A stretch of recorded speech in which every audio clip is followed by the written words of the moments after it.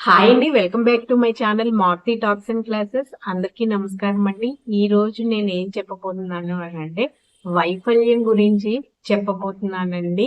అంటే మనం వైఫల్యం అన్నది ఎవరికైనా ఎదురవుతుందండి. ఏదైనా పని మొదలు పెట్టగానే అది విజయం అయితే అవదు.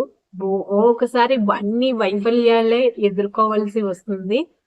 అయితే దీని వైఫల్యాలు ఎదుర్కొంటున్నాము ఎక్కువ అంటే దానికి అర్థం ఏమిటి అని అంటే, మనం ఏ పని పెట్టినా ప్రతిసారి ఈ వైఫల్యమే ఎదురవుతుంది అని అంటే, లక్ష్యాన్ని సాధించడానికి ఎన్ని రోజులు ప్రయత్నించినా ఫలితం అన్నది దక్కట్లేదు అని అంటే, ఫలితం అన్నది దక్కలేదు, అందుకే ఆ పనిని వదిలేసామని చాలా మంది చెప్తూ ఉంటారండి. అక్కడ సమస్య ఏంటి అని అంటే, అంతకాలం అంటే ఎప్పటి వరకు చాలా కాలం నుంచి ప్రయత్నిస్తున్నాము అని అంటారు కదా! అంతకాలము ప్రయత్నిస్తూ ఉన్నారే గాని, ఆ పనిలో వాళ్ళు ఎంతవరకు పురోగతిని సాధించారన్నది వాళ్ళు గమనించుకోలేదండి. గమనించుకోకుండానే ప్రయత్నంలోనే ఉండిపోతున్నారు. మనం చేసే ప్రయత్నం అన్నది ఎంతవరకు పురోగతిని సాధించింది అన్నది వాళ్ళు చూసుకోవట్లేదన్నమాట. చూసుకోవడం అంటే ఆలోచించలేదండి. ప్రతిసారి విఫలమవుతున్నామంటే అర్థము లక్ష్యాన్ని వదిలేయాలని మాత్రము కాదండి. అస్సలు కాదు.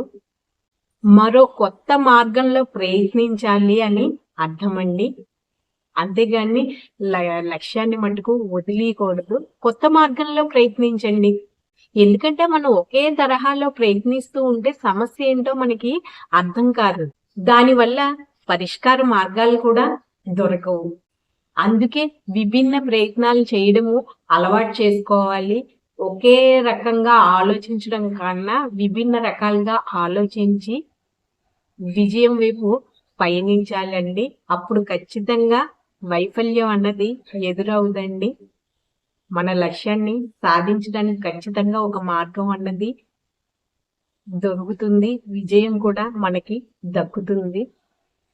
ముందుగా మీరు ఏ పనులను త్యజించాలో అంటే విడిచిపెట్టాలో, ఏ పనులు విడిచిపెట్టకూడదో కూడా తెలుసుకోవాలండి. ఎందుకంటే మీకు గుర్తింపు దక్కేది ఫలితాలతోనే తప్ప శ్రమ, కష్టము, మీ శ్రమని, కష్టాన్ని చూసి కాదండి. ఫలితాలు ఆధారపడి ఉండేది మీ ఉత్పాదకత మీద తప్ప ఎంతసేపు పనిచేశారన్న దాని మీద మాత్రము కాదండి. అందుకే ఉత్పాదకతను పెంచుకోవడంపై దృష్టి పెట్టండి. ఫలితాల సాధనకు కీలకమైన పనులు గుర్తించి వాటిపై మీ దృష్టి పెట్టండి. అందుకే అన్నానన్నమాట. ఏ పనులు చెయ్యాలన్నదే కాదు, ఏ పనులు చెయ్యకూడదు అంటే వదిలేయాలి అన్న దానిపై కూడా మీరు దృష్టి పెట్టాలి. ఎందుకంటే దానివల్లే మనకి సమయం కలిసొచ్చి ఉత్పాదకత కూడా పెరుగుతుందండి. ఇది గుర్తుంచుకోండి. ఈ వీడియో గానీ మీకు నచ్చితే ప్లీజ్ లైక్ చేయండి. మా ఛానల్ సబ్స్క్రైబ్ చేసుకోండి. ఓకే, థ్యాంక్ యూ అండి.